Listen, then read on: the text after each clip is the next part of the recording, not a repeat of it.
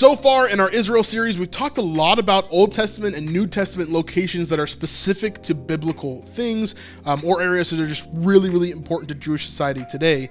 But actually this time we're going to continue in the Dead Sea area. This is actually during the war, the Jewish war that happened in 70 AD and actually ended the lives of the Zealots, period. So we know Simon the Zealot, obviously one of the most famous Zealots in history, and that order really existed for a pretty long time, from before Christ's existence, all the way through the Jewish war, all the way through 70 AD, 73 AD, and it actually ends at this location in particular, which is called Masada. So again, let's jump into here. I'll zoom out so we can jump back into our Google Maps here. And of course, jumping into Israel, we've got the Sea of Galilee to the north, the Mediterranean Sea to the west, and the Dead Sea right here. Now, if we jump to the very south end of the Dead Sea, right past the end of it, basically right here, we're going to be met with Masada.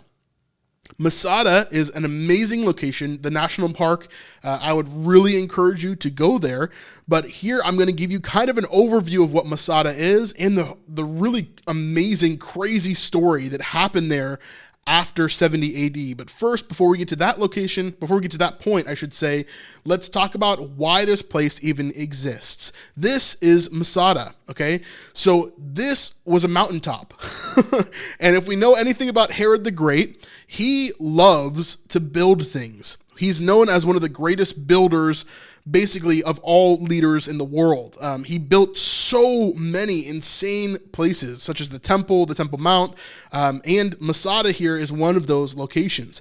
Now, this imagine this as a giant building, right? You can see the ruins here, obviously. This is taken with a drone or a helicopter or whatever. You can see the ruins here of many, many, many buildings, or a large building, rather, that was all put here with many rooms. Now, a lot of these different rooms are storehouses or places to hold grain, that type of thing. But we see that a lot of this location is beautiful. I mean, this whole location on the side of the mountain here, which is all degraded now, there used to be a way to get from this top section all the way down to here, and then there would be pools and a lush palace that was here, okay? So this is a massive fortress, basically, that is on top of this mountain. So imagine you're Herod, right? And you're like, oh, there's a mountain there, but I want my palace there. What am I going to do? Oh, I'll just chop off the top of the mountain and I'll put my palace there. That's what I'm going to do. Wouldn't be the first time he's done it either. And so we see him again taking on this huge project of Masada and completely, taking on this palace here. So this is a beautiful location, okay? Originally, Herod used it as a palace that was next to the Dead Sea. It was a massive location that had a ton of storage and food stores and different things like that. But at the time of after Jesus, during the Jewish war, basically this ended up becoming a stronghold for the Zealots, okay? So during the time, right when that war is ending, the rest of the Zealots begin to die out because they were fighting the Romans so strongly. They hated the Romans, right?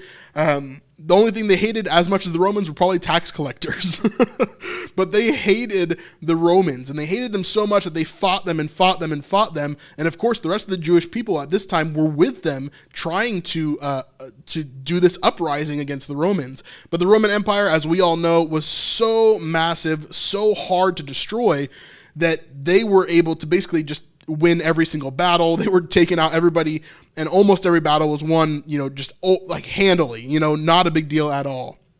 Now in Masada, they had a real hard time taking down these Zealots. Now there was about 1,000 Zealots. I think that the exact number is like 996 or something, but there was about 1,000 Zealots, and that's them and their families, that were here in Masada trying to survive and basically hold out the Romans. Now, what happens is that the Romans come here and they're not able to penetrate the defensives of the Zealots that are here in the city of Masada, in the fortress of Masada. And so this becomes a really big issue for them because if they're not able to penetrate the walls, like how are they going to go in and defeat these guys, right? They need to take care of these zealots because they've been such a problem for them in the wars and everything else.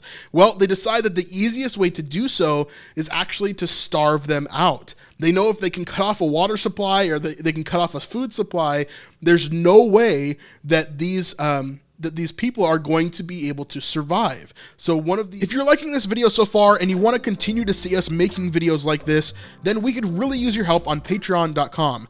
This is the best way to help support us with $5, $10, $25, or even $50 a month if you really, really want to. But honestly, this is what keeps us going, because sometimes YouTube, well, just doesn't show our videos to people, or it kind of is blocked in the algorithm for whatever reason. So we could really use your help if you want to support us right here on the Snipe Life. So one of the crazy things that actually happens during this time is that the Romans begin to set up camp all around the base of Masada. So this is a picture kind of shooting down from the top of Masada, and you can see that there are cable cars that run up and down today to make it easier for you to get up and down. But this square right here, I wanted to zoom in on it. This square right here is actually a Roman camp. It is the ruins of a Roman camp from that occupation of Masada. And so you can actually see, I mean, there's like dozens of these things. So you can see this one right here. Then you can see another one, a way bigger one right over here. And actually behind my camera, you can't really see, you can kind of see the edge of it there. There's another one there. There's a bunch of these camps that are all around Masada. So all day, all night, the Zealots are looking down from this mountain and they're seeing Roman soldiers everywhere. So there you can see the Roman camp here. And again, this is happening around 72, 73 AD. But here's the Roman camp, and you can just see the perfect outline here of the camp and where these different buildings would have been inside the camp.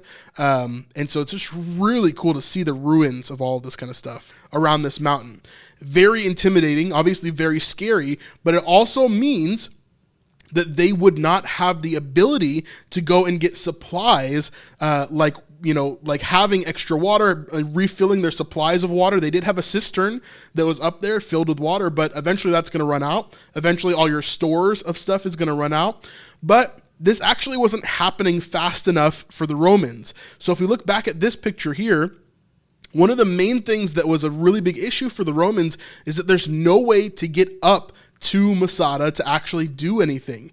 And so the Romans decide that they're going to build a ramp. So if we look to the right side of this image, I know it's kind of hard to see. Let me bring this out a little bit.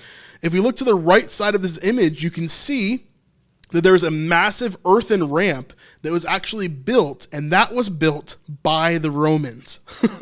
So they built this huge ramp into the city of Masada, and of course the Zealots the whole time are trying to stop them, but they're beginning to run out of supplies. They're beginning to run out of energy. They're beginning to run out of basically will at this point to stop the Romans from getting in there.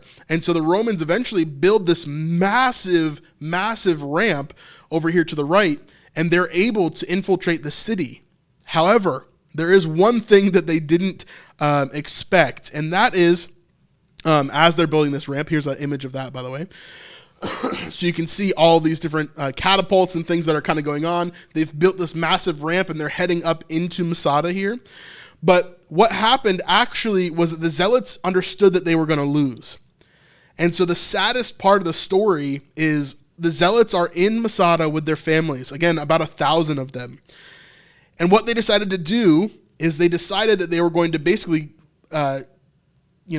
promise each other that they would kill their own families and then kill themselves, because it would be much better for them to die by their own hands than by the hands of the Romans.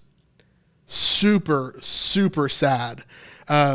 But basically the Romans infiltrate the city, and they're like, why aren't we having any resistance? Where's all the resistance? And then all of a sudden they break into the city, and all of the Zealots and their families are dead when they go in.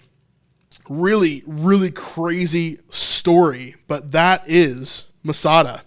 One of the coolest places you can visit while you're in Israel, just the size of it and being able to explore all of it. If you're a hiker, you can actually hike up what's called the Snake's Trail or the Snake's Path, and you can hike up onto Masada itself. If you're like me and you want to take the cable car, you could do that as well.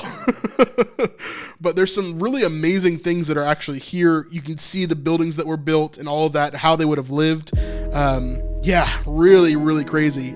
But very, very cool. One of the locations that I very much suggest you go to if you do go to Israel.